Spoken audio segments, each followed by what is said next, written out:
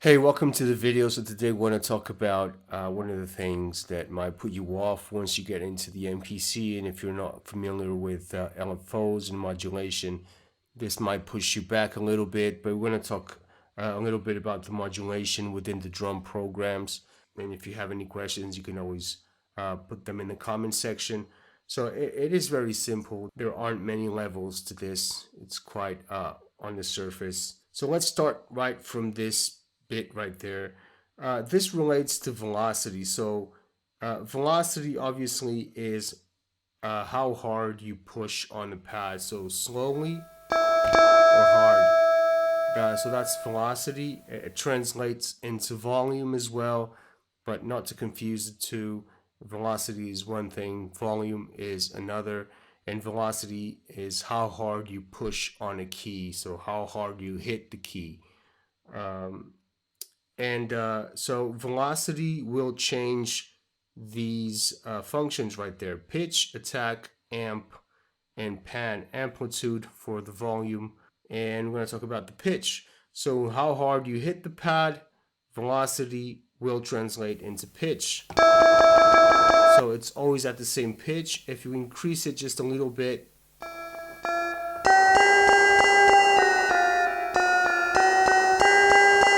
that velocity will translate into pitch. So how hard you hit it, the harder you hit it, it will change in pitch. If you push it all the way,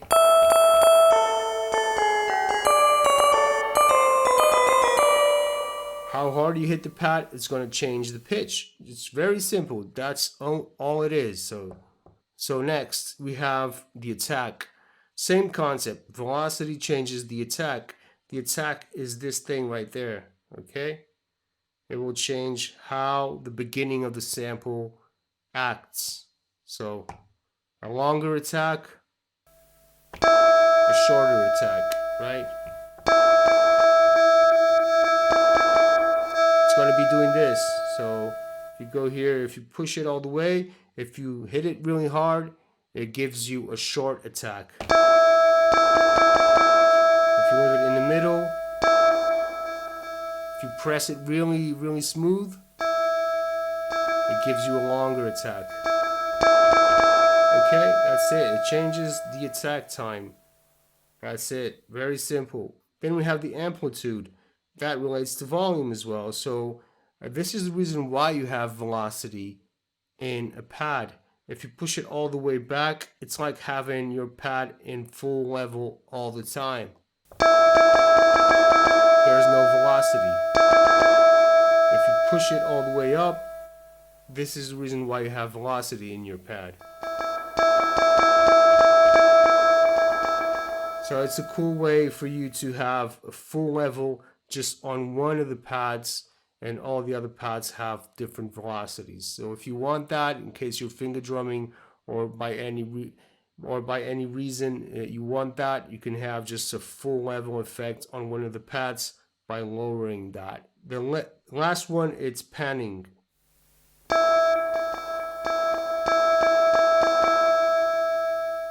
You have panning all the way up, the velocity will affect the direction of the sample. It might go left, it might go right.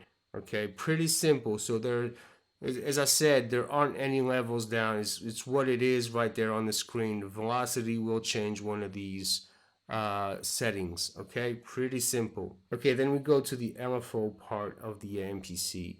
So the LFO will change one of these parameters right there. Okay, same thing as velocity will change one of these. The LFO will change one of these. That's it. That's all it is.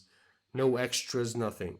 So we have different type of waves here: audio waves, triangle,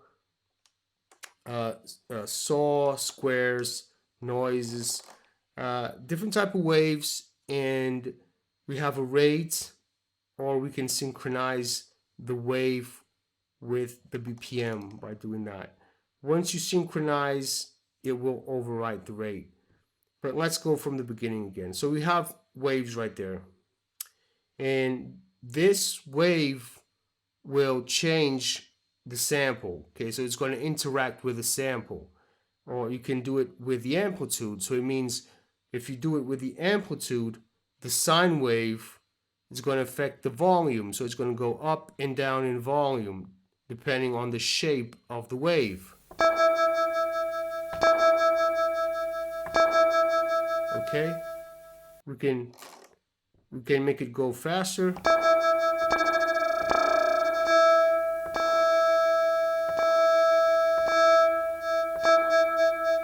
You can change the shape of the wave.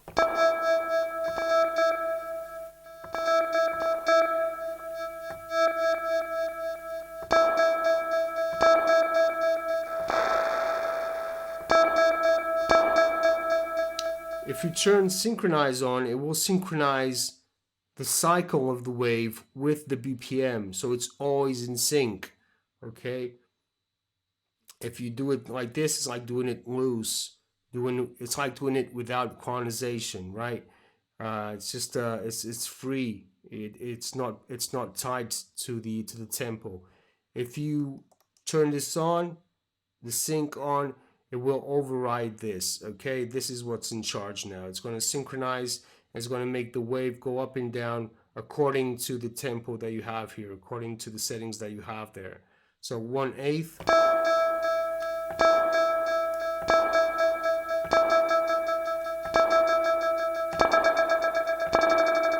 Okay, and here you're changing the amplitude of the sample that's inside that pad. Okay, if you don't push it all the way up, if you just push a little bit, you'll just hear a little bit of that effect going. That's it. You can do that to the amplitude, which is the volume of the sample, or you do it to the pitch if you want.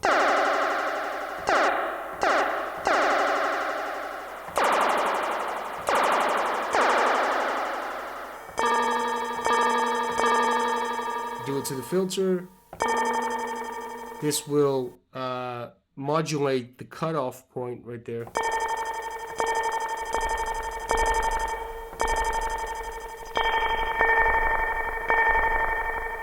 You can create some cool effects with this if you want.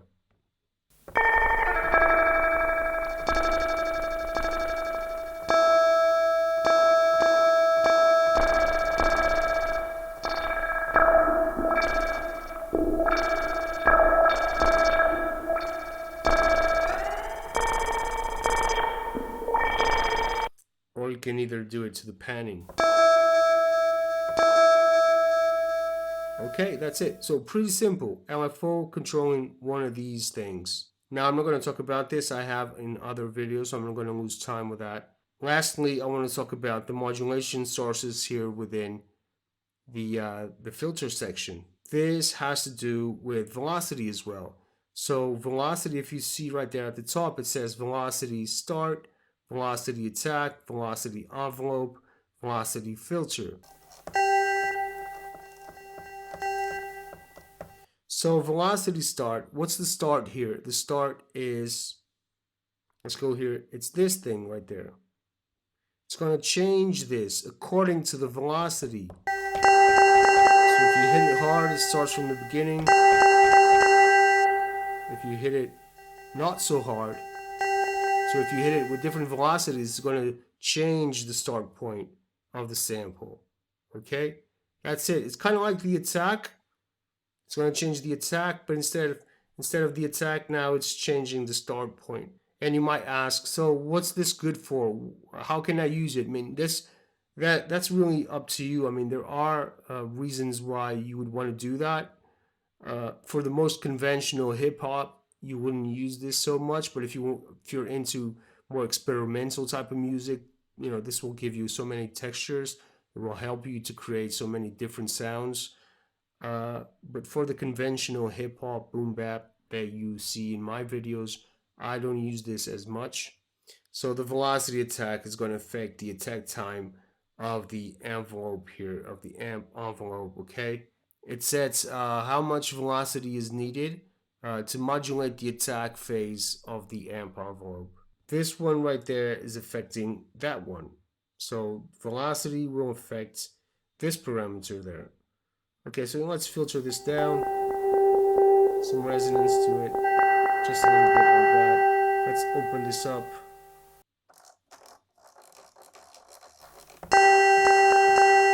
it's open. Okay, if you change that, it's going to create a slope. So when you do that, you're setting an amount of time for the filter to open up all the way. It opens up. It's like doing this. Okay.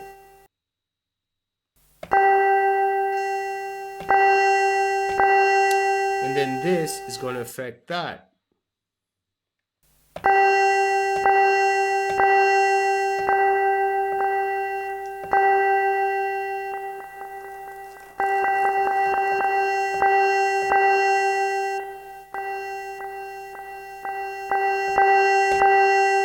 So this one is going to control the amount of effect that the envelope is going to have on the cutoff.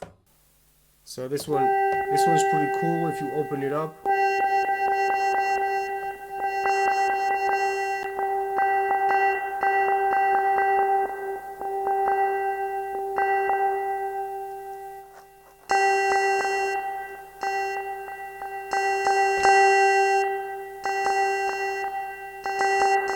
So depending on how hard you hit it, you're going to be setting a different cutoff point. That's basically it.